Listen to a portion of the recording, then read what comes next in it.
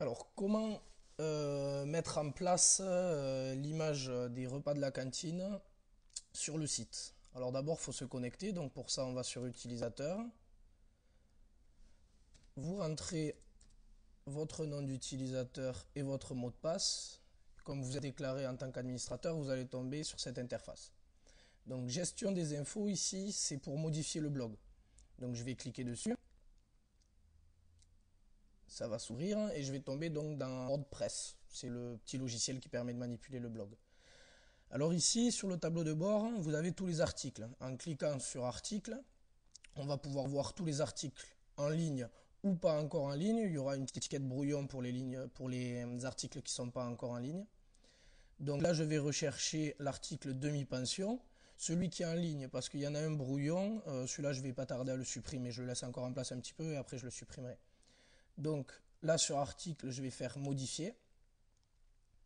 Une fois que j'ai cliqué sur modifier, eh bien, je vais pouvoir modifier cet article directement.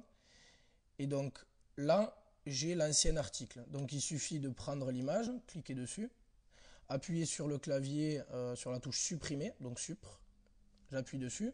Si j'appuie dessus, mon ancienne image s'en va. Ensuite, je vais insérer maintenant ma nouvelle image. Donc je vais sur ajouter une image ici, je clique dessus.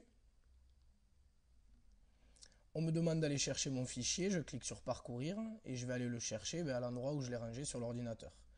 Donc votre fichier, je l'ai récupéré, moi je me l'étais mis sur le bureau. Donc ici, je vais faire ouvrir. J'attends un petit peu que ça charge. Alors en plus de ça, le logiciel qui me permet de faire la capture d'écran a tendance à ralentir l'ordinateur. Donc normalement, vous, ça ne devrait pas être aussi long. Ah, non, j'ai oublié, il faut appuyer sur envoyer ici. Donc j'appuie sur envoyer, là ça a chargé. Normalement, on va me demander quelques paramètres pour les dimensions de l'image, etc. Voilà, j'arrive dans les paramètres. Donc si je descends ici, je vais pouvoir modifier les paramètres. Mais je vais laisser le paramètre par défaut. On l'avait réglé sur la première image. Donc ici, c'est large et aucun alignement. Donc je laisse ces deux-là. Je clique sur insérer dans l'article.